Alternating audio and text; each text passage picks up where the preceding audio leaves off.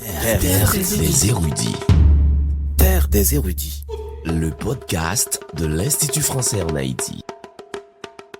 Bienvenue dans Voix de l'IFH, une série spéciale du podcast Terre des érudits. Ici, nous donnons la parole aux professeurs de l'Institut français en Haïti, gardiens de la mémoire et passeurs de savoir. Aujourd'hui, pour ce premier épisode, nous abordons un thème essentiel, le français, langue de transmission. Le français n'est pas seulement une langue d'enseignement, c'est aussi un vecteur de culture, un outil de dialogue et un héritage vivant. Plus qu'une statistique, cela révèle une vitalité et une responsabilité. Transmettre en français, c'est participer à une mémoire collective et à un avenir partagé. Philosophiquement, transmettre ne signifie pas répéter, c'est donner vie à ce qui nous précède, inscrire l'héritage dans le présent et l'ouvrir vers l'avenir. En Haïti comme ailleurs, le français est ce fil invisible qui relie l'histoire, la culture et la formation des générations. Pour en parler, nous avons l'honneur d'accueillir Madame Monica Lajoie, professeure de langue française à l'IFH, une ancienne de l'École normale supérieure de l'Université d'État d'Haïti. Elle partagera avec nous son parcours,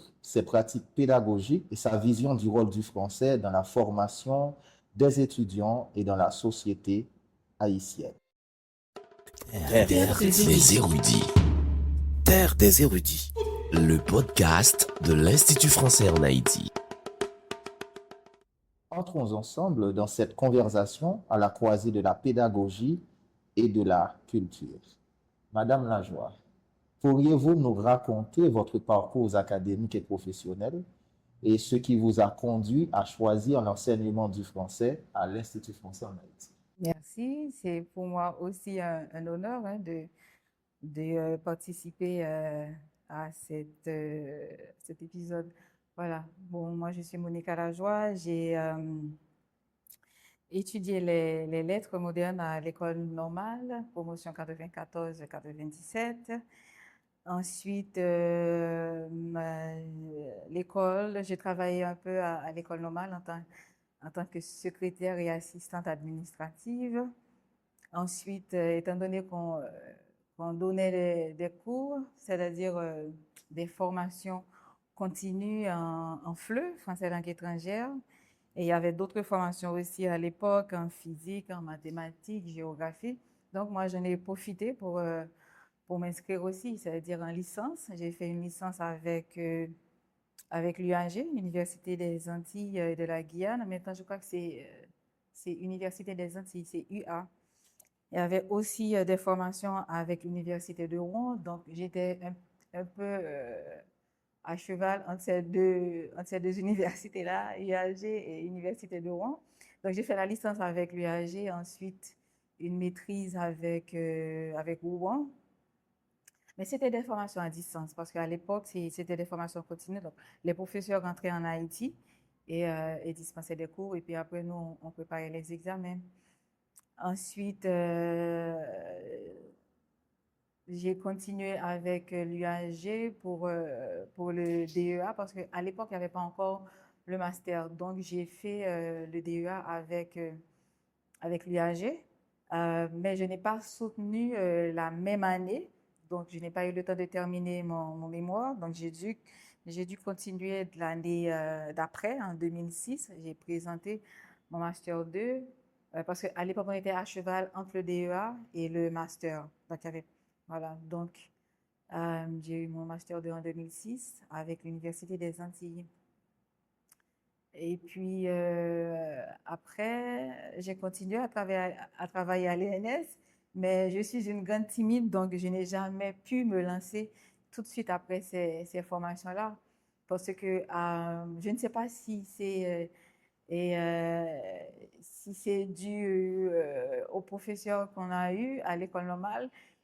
Dans ma tête, moi, j'ai voulu être comme eux, c'est-à-dire être aussi à l'aise, avoir beaucoup de connaissances. Donc, j'avais comme l'impression que je n'avais pas assez de bagages, assez d'éléments pour me présenter devant une salle de classe. Je voulais être comme soit Béran Senatus ou Luc Pierre. Ils étaient tellement à l'aise à enseigner.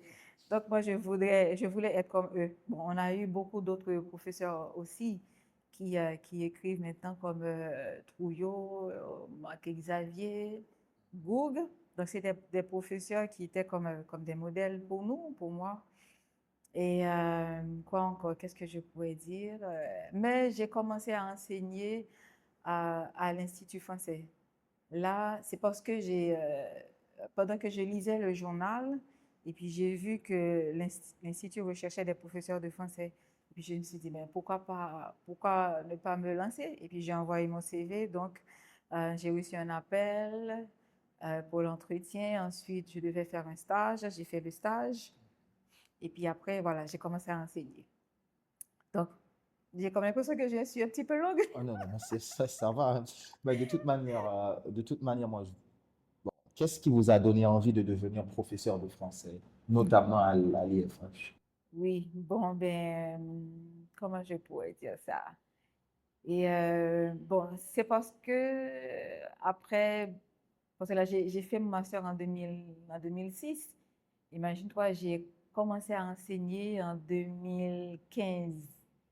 En 2015. C'est parce que je me suis dit, j'ai fait un gros effort. Je me suis dit, ah, il faut que je me lance. Donc, je vais tenter, je vais essayer. Donc, étant donné qu'on m'a accepté, et puis je me suis dit, bon, voilà.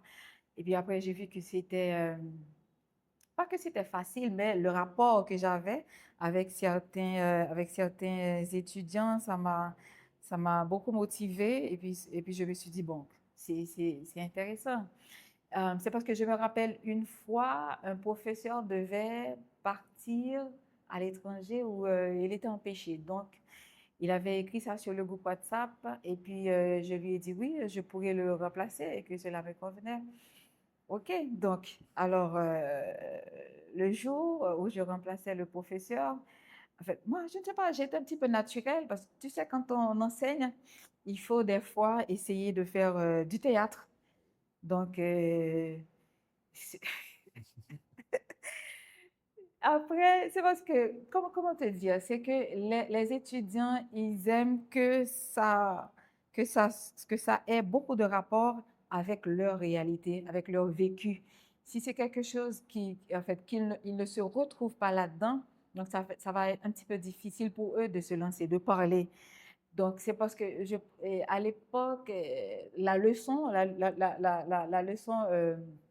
que je faisais avec eux lorsque je remplaçais le professeur, ça avait rapport avec une boisson que quelqu'un dégustait, euh, quelqu'un prenait plaisir de boire. Je crois que c'était une gueuse, je ne me rappelle plus du nom de la boisson. Et puis moi, pour mimer un peu, pour imiter un peu le personnage, et puis je leur ai dit, ah, moi, je suis au bord de la plage en train de manger un plat de banane pesée, je suis en train de boire une bière bien frappée, bien claire. Ah, ils se sont mis à rire, ils ont éclaté, ils ont aimé ça. Et puis après, bon, j'étais très à l'aise avec eux. Et puis après, la session prochaine, j'ai reçu toute la classe dont j'ai remplacé le professeur. Il voulait continuer de suivre les cours avec moi. Donc, je me suis dit, eh ben, c'est pas pire, c'est pas mal. Je peux me lancer dans l'enseignement. Voilà. C'est à la suite de ça. Terre des érudits. Terre des érudits. Le podcast de l'Institut français en Haïti. Ok. Alors, on sait qu'en Haïti, l'enseignement du français fait face à beaucoup de défis. Mhm, Alors, Madame Lajoie, quels seraient, selon vous, les principaux défis de l'enseignement du français en Haïti aujourd'hui? mhm. Oui, une très belle question. Bon, défi, il y a beaucoup de défis à surmonter en ce qui a trait à l'enseignement du français, surtout la grammaire, surtout la façon dont on nous avait enseigné ça dans les salles de classe. Il fallait apprendre des règles par cœur sans savoir exactement où et dans quel contexte, dans quelle situation, dans quel cas de figure on pourrait toutefois les réutiliser. On les étudiait par cœur et puis après, ben, de quel contexte est-ce qu'on pourrait les réutiliser? On ne sait pas. Donc, c'est ça un petit peu qui est très difficile. Difficile parce qu'on a comme l'impression que certains étudiants ont encore des séquelles de ce mode d'enseignement. L'enseignement est basé sur la mémoire, sur apprendre des règles de grammaire par cœur. Et des fois, ce n'est pas ces règles-là que tu auras dans une conversation de tous les jours. Donc, c'est ça le problème. C'est un véritable défi à relever. C'est changer, c'est casser tout ça. C'est comme si je pourrais dire que l'enseignement du français en Haïti, et comme on pourrait le dire en créole, est un terme qui n'atterrit pas. Ça veut dire on est en surface, on est en théorie, mais le côté pratique de tout ça, il faut essayer de chercher, de voir comment mettre tout ça en pratique, bien que nous avons certaines méthodes de français qui nous aident beaucoup en ce sens à ne pas avoir un enseignement basé et que sur la grammaire, mais les utiliser dans des contextes très, très, très pratiques. Donc, il faut être très pragmatique pour l'enseignement du français en Haïti, très pragmatique. Alors, est-ce que c'est possible de nous parler un tout petit peu de certaines méthodes, de cette méthode que, que vous utilisez dans vos classes pour rendre vos cours beaucoup plus vivants? Voilà. Voilà, comme je l'avais dit tout à l'heure en relatant l'expérience que j'avais faite avec un groupe d'étudiants, là, c'est essayer de voir, de les mettre en contexte, d'essayer de voir en tant qu'Haïtien, comment est-ce qu'on pourrait utiliser cette langue-là. Parce que c'est ça un petit peu le problème des gens. Ils ont besoin d'apprendre le français, mais de les réutiliser soit avec leur famille, avec leurs enfants. C'est ça, hein, c'est ça. Donc, c'est essayer dans la mesure du possible de mettre ça en pratique, d'utiliser le contexte dans lequel nous évoluons, de nous voir, nous, en tant qu'Haïtiens, comment réutiliser cette langue-là, ne serait-ce que avec nos enfants, dans une conversation de tous les jours avec les autres. C'est essayer de voir le côté pragmatique, tout ça, le côté pratique, mettre ça en pratique et puis essayer de se voir en tant qu'Haïtien, comment est-ce qu'on pourrait réutiliser ces structures de phrases qu'on utilise le plus souvent que dans une salle de classe. D'accord. Ok, je sais que vous enseignez le français en Haïti comme lieu créolophone. Alors, quel serait le rôle du créole dans votre enseignement du français?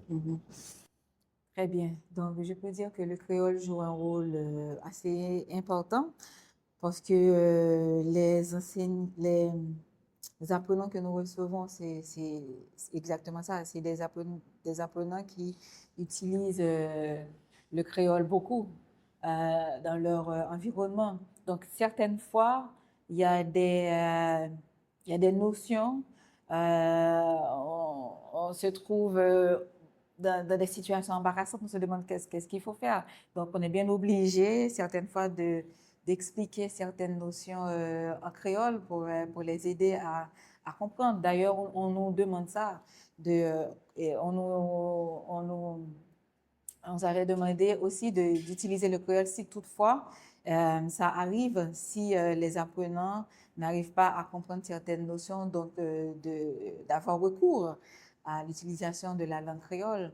Et puis, des fois, ils aiment ça aussi parce qu'on peut tomber sur des structures de phrases françaises et puis on cherche soit des proverbes ou des citations et puis on peut leur demander de chercher s'il n'y a pas des équivalents qui existent en créole. Donc, on fait ça, ils adorent ça.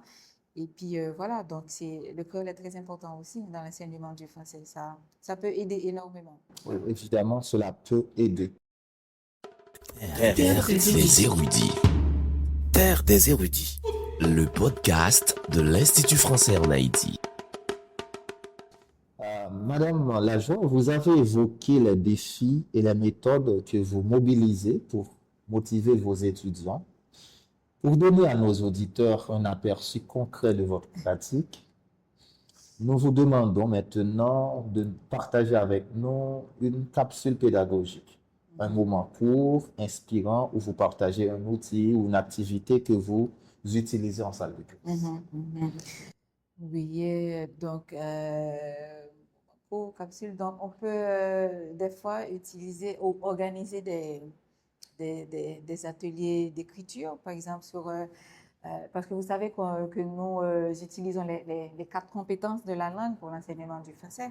Donc, des fois, nous pouvons leur demander d'écrire quelque chose, d'écrire sur un sujet relevant de la vie quotidienne, parce que les notions vues en salle de classe, c'est des notions des fois qui n'ont aucun rapport avec la réalité quotidienne en Haïti.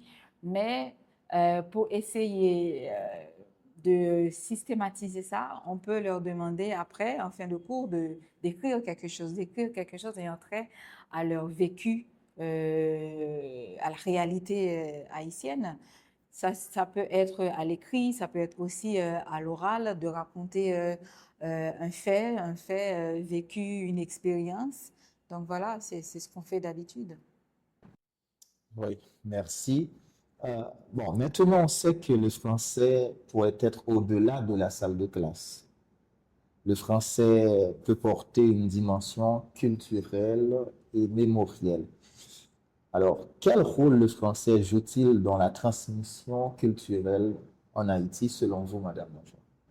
Le français joue un gros rôle parce que ça nous aide à comprendre, ok, à voir comment ça se passe, ok, à l'étranger, parce que c'est une langue, on peut considérer cette langue comme un héritage, bien que d'autres personnes pourront penser le contraire, mais c'est quand même, c'est un héritage et je suis sûre que tous les Haïtiens sont conscients de ça. Ils aiment ça, ils aiment parler le français, donc ça nous aide à comprendre comment ça se passe à l'étranger, la, la civilisation, comment ça se passe ailleurs. Et puis ça nous permet aussi de comparer notre culture, la culture haïtienne par rapport à la culture, par rapport à ce qui se passe à l'étranger en France.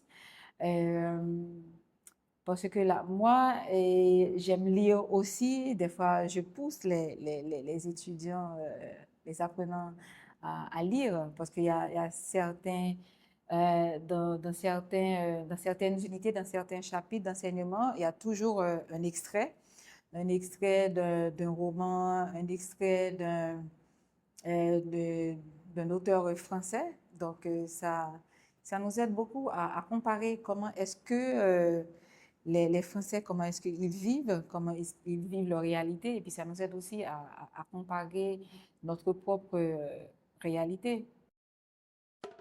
Terre des érudits. Terre des érudits. Le podcast de l'Institut français en Haïti. Merci. Et selon vous, quelle est la place du français dans l'avenir culturel du pays? Je pense que le français aura toujours un gros rôle, bien qu'on essaie aussi de valoriser le créole en introduisant le créole dans les salles de classe. Il y a certains cours maintenant qui se font pratiquement en créole, c'est bien, mais je suis sûre que le français va toujours garder cette place, la place qu'elle a toujours eue. Parce que là, les Haïtiens, ils adorent parler le français. C'est comme pour eux, savoir parler le français, surtout comment je pourrais dire ça, surtout hors de la classe. Parce que normalement, la façon dont on nous a appris, dont nous avons appris à parler le français dans les salles de classe, c'est pas la bonne méthode. Parce que on vous apprend une langue par l'écrit. Donc, on peut pas apprendre une langue par l'écrit. Il faut apprendre d'abord à parler cette langue. C'est pour cette raison que nous recevons beaucoup de personnes qui veulent apprendre à parler le français. Donc, je suis sûre que la langue française aura toujours une place dans l'avenir de ce pays, dans l'avenir d'Haïti. Terre des érudits. Terre des érudits. le podcast de l'Institut français en Haïti. Merci à Madame Monica Lajoie pour avoir partagé son parcours, sa vision du français comme langue de transmission. Nous retenons que l'enseignement du français est à la fois un défi pédagogique, selon Madame Monica, et une mission culturelle, essentielle pour relier les générations et nourrir la mémoire collective. Comme l'écrivait Aimé Césaire, ma bouche sera la bouche des malheurs qui n'ont point de bouche. Cette parole nous rappelle que la langue est aussi un instrument de dignité et de libération, un moyen de donner voix à ceux qui cherchent à se dire et à se transmettre. Alors, au-delà des pratiques pédagogiques et des réalités quotidiennes, une question demeure. Comment le français peut-il continuer à être en Haïti une langue qui relie, qui émancipe et qui ouvre des horizons? Avant de refermer cet épisode, nous donnons la parole une dernière fois à Madame Monica Lajoie pour un message inspirant à l'intention de ses étudiants et de nos auditeurs. Alors, un message, qu'est-ce que je pourrais dire? Je sais que nos étudiants, nos apprenants, ils adorent la langue française. Donc, ce que je pourrais leur dire, en fait, cette langue-là, pour l'approprier, pour l'apprivoiser, il faut vraiment aimer la lecture, il faut lire beaucoup. Donc, je suis sûre que c'est en lisant soit des œuvres de la littérature française, des œuvres de la littérature haïtienne aussi, parce que nous avons beaucoup d'auteurs haïtiens qui écrivent généralement en français, comme en fait pour les contemporains, moi j'adore lire Gary Victor, et Trouillot, Yannick Laens, mais pour les anciens, moi c'est Jacques-Stéphane Alexis. Donc moi je voudrais pousser les élèves ou les étudiants, les apprenants à lire beaucoup cette langue qui est très riche en culture, en civilisation. Voilà. Voix de l'IFH, c'est la parole des professeurs, la mémoire vivante d'Haïti. Merci d'avoir suivi ce premier épisode. Rendez-vous bientôt pour le prochain avec le professeur Verly Sylvestre autour de la question la littérature francophone comme pont culturel. Merci. Terre des érudits. Terre des érudits.